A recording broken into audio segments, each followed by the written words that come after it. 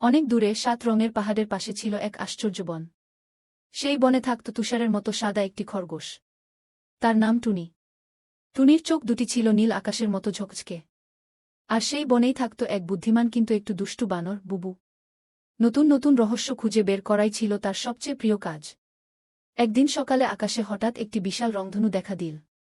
কিন্তু এটি সাধারণ রংধনু ছিল না। রংধনুটি ধীরে ধীরে নিচে নেমে এসে বনের মাঝখানে একটি ঝলমলে সেতুতে পরিণত হল। টুনি অবাক হয়ে বলল, বুবু, দেখো, রংধনু দিয়ে তৈরি সেতু। বুবু লাফিয়ে উঠল। চলো, দেখি সেতুর উপারে কি আছে। দুজন বন্ধু সাহস করে সেতুর উপর হাঁটতে শুরু করল।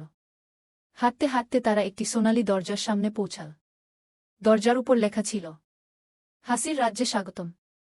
দরজা খুলতেই তারা দেখল চকলেটের নদী, ক্যান্ডির গাছ আর তুলার মিছরির মেঘ।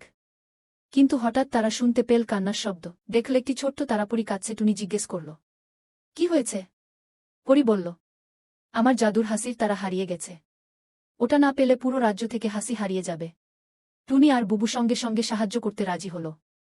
তারা পাহাড়, নদী আর ফুলের বাগান খুঁজতে লাগল। অবশেষে বুবু একটি বিশাল সূর্যমুখী ফুলের ভেতর চকচকে কিছু দেখতে পেয়ে গেছি।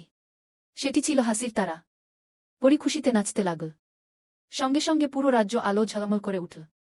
ক্যান্ডিগুলো গান গাইতে লাগল, ফুলগুলো নাচতে লাগল, মেঘগুলো হাসতে লাগল। পরি বলল, তোমরা সত্যিকারের সাহসী বন্ধু গো। তারপর সে টুনি আর বুবুকে একটি জাদুর রংধনু ব্যাজ উপহার দিল।